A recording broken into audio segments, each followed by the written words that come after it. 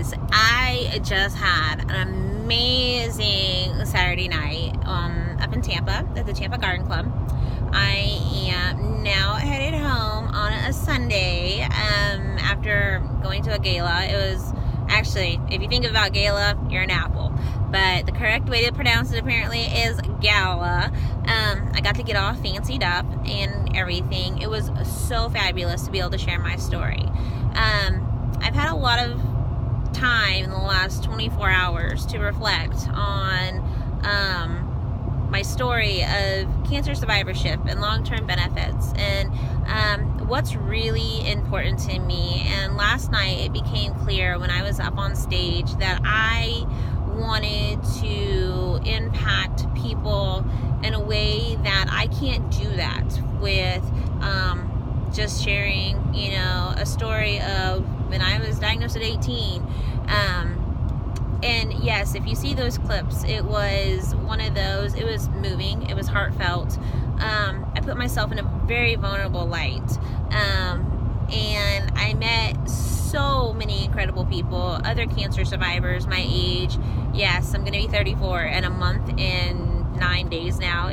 It was a month and 10 days yesterday. Oh my gosh, I'm going to get gray hair. The Lord have helped me.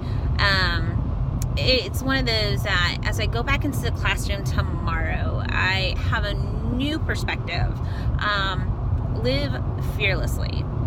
If I can tell you anything, live fearlessly, love courageously, and just live passionately and share your purpose. You might not know exactly what you're here for.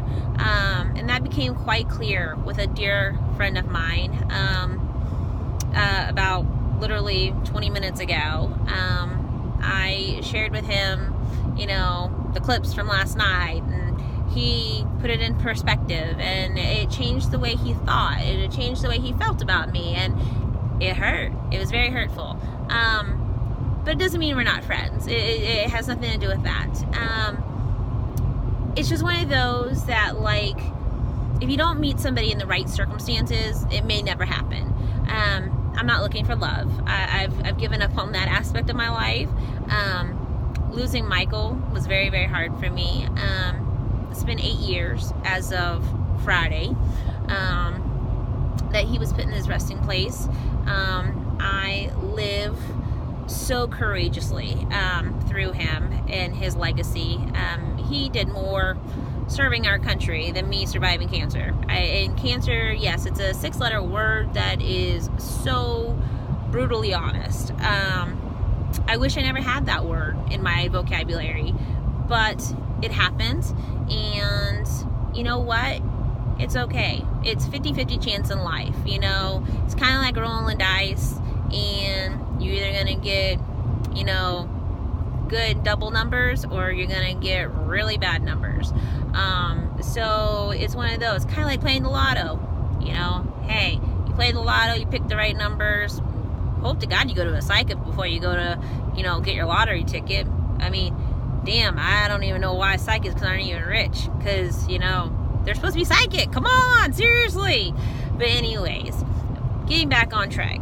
Life is so important, and I want you to understand that sharing my story, going back, I was 18. I had been a star soccer player. I'd been a star track and field athlete. I was in ROTC, having the time of my life. And it was not even when I was 18, because I wasn't even in high school then. I was already graduated, had my associate's degree, had my bachelor's degree, and I was actually doing pre-med classes to be, of all things, a cancer research doctor.